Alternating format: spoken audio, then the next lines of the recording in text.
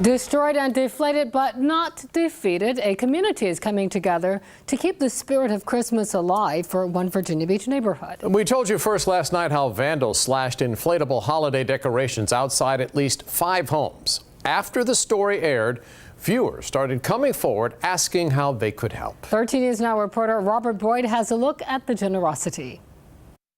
Well, what a difference a day makes. Last night, this household was deflated, literally. Their holiday decorations destroyed. But today, they're back, bigger and better than ever. It's all part of the Christmas spirit. Thank you so very, very much. Friday, Marilyn Watt received brand new holiday inflatables from a neighbor she never even met. Her Frosty and Santa were sliced open by vandals Wednesday night. The children were devastated. Out of the crime came angels, and that's what I consider them, angels that came to us. Katie Shanks and her daughter Emily heard about the vandalism on 13 News Now. And she recognized a classmate, and it really tugged at her heartstrings. And she said, "Mommy, we have to do something." So Katie and Emily went out and purchased a snowman, a jolly old St. Nick, and a 10-foot-tall Christmas tree. Giving is one of the most important parts of Christmas. It's make Christmas cheer and people happy. And the generosity didn't stop there. More strangers began calling or just showing up, eager to pump Christmas back into this front yard. It seemed like, something like a Christmas miracle happened. The Watts' oldest son, Richie, decided to pay it forward and pass along some of these holiday inflatables to a neighbor who was also vandalized. Thank you very much. I appreciate it. Thank you. Dawn Johnson was all smiles to receive a new Santa. Her emotions were shook like a bowl full of jelly when someone climbed onto the roof and stabbed her Santa in the back of the head. Out of all the negative, everyone's come together to help each other out to bring a little bit more positive cheer back into the neighborhood. In Virginia Beach, Robert Boyd, 13 News Now. Beautiful sight there. Now, earlier this evening, neighbors called 13 News Now to say police may have caught some kids responsible. We are working to confirm that with police. A live look tonight near Town Center where people are wrapping up their Friday night out on the town. A night to bundle up a bit, and if you have weekend plans, you will need to do the same. Jeff is here with a peek at the weekend forecast. Yeah, but you're going to need to bundle up more in some areas than in others. Of course, that happens pretty often. Nothing on radar, by the way. Let's talk about the conditions out there right now. 50 degrees. That's chilly, but it's not terribly cold. You say, so what's the difference in some of these other areas you're talking about?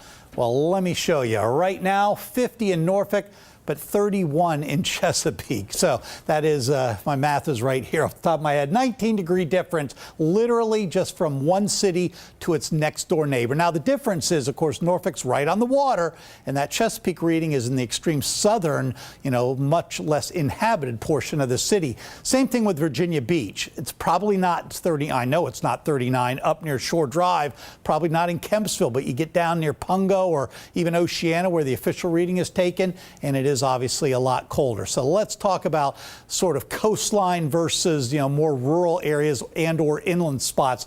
The temperatures tonight are going to stay down in the mid 40s. That's, again, right along the beaches or in some of the very, very urban areas. Now, inland, typically I would just say, subtract a few degrees. Let me actually show you a completely different graphic this time, and we'll show you in writing here. Temperatures for rural areas down near freezing. I think going up a little bit, into the mid 30s is probably overly optimistic. I would keep it more like low to mid or even low 30s, low to mid 30s at the most into the morning. And then we get that big rise tomorrow. So it's not going to be terribly warm tomorrow, but it is going to be a cold start, just colder in some areas than in others. I'll have the rest of the forecast coming up. All right, thanks, Jeff. New information tonight in the Ashanti Billie case. The medical examiner has released the autopsy for the 19-year-old college student. Billie was kidnapped from Little Creek back in September, and her body was discovered in Charlotte. According to the Charlotte medical examiner, the cause of death is undetermined trauma. We've also learned that by the time her remains were discovered, the body was somewhat decomposed, and there were no drugs or alcohol in her system. This is the latest development in a case that started more than 2 months ago. Monday, September 18th, Billie was on her way to work at the Blimpie Sub Shop on Joint Expeditionary Base Little Creek. The FBI says Billie drove through Gate 3 at 4:44 that morning. She had to turn around because of a crash and left Gate 3 at 4:47. Then she entered Gate 3 just before 5, but she never showed up for work. The FBI says Billie's white Mini Cooper left the base, but the investigators are unsure if she was driving. That same day, police found Billie's cell phone in a dumpster in Norfolk. Days later, another clue. Saturday, September 23rd, a 13 News Now viewer sent us pictures of Billie's car getting towed. Police confirm they found the car in Ocean View in Norfolk. Monday, September 25th, the FBI took over the investigation. 2 days later, the reward for information leading to Billie doubled to $20,000. September 29th, a landscaper found a decomposed body behind a church in Charlotte, North Carolina. Less than 24 hours later, the medical examiner confirmed the family's worst fear and identified the remains as Billie. On November 8th, the FBI announced they arrested Navy veteran Eric Brown in the case. And today, the autopsy for Billie was released, showing she died from trauma. 13 News Now has covered this case extensively. For more information on the investigation, exclusive video, and court documents, log on to 13newsnow.com. New tonight, a man is recovering after being shot in the face. Newport News police say just before 7 o'clock they got a call about a shooting around Preakness Drive and Colony Road. Officers found a 19-year-old man shot in the jaw. Witnesses say a gray sedan approached the man and someone inside shot him. We're told the victim will recover. Police are still looking for that shooter. Man was found dead this evening in Virginia Beach. Now police are trying to figure out what happened to him. 13 News Now broke this story earlier this evening. Police responded to Westminster Lane in the Hilltop area around 4:30. Police initially posted on Twitter that there had been a shooting at that location. Tonight they are calling the case a suspicious death and an investigation is underway. An inmate's death is now under investigation at the Hampton Roads Regional Jail in Portsmouth. Jail officials say 25-year-old Jonathan Ellis was found today unresponsive at the jail. Medical personnel tried to help him, but he passed away.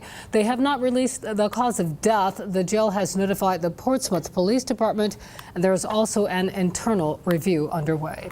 We're waiting to learn what caused a 3-car pileup that stopped traffic in Chesapeake earlier this evening. A lot of people were caught in this mess on the Chesapeake Expressway. Dispatchers tell us it happened around 5:30. No word on whether anyone was injured or if anyone is charged. We have the mugshot now of a man accused of 3 cases of arson early this morning. Williamsburg firefighters got a call about a fire on Thomas Nelson Lane. Investigators say 45-year-old Dennis Tooley started the fire on purpose. Tooley is also accused of starting fires at the same home on November 1st and July 10th, but he is not convicted in those cases. Tooley is in the Virginia Peninsula Regional Jail. 2 crimes with 1 suspect behind bars. Norfolk police have charged Damon White for 2 commercial robbery incidents. Police say White held up the Tiny Giant on East Princess Anne Road on November 14th. Then on the 17th, he allegedly robbed the Good Time Mini Mart on Sewell's Point Road. He's in jail without bond.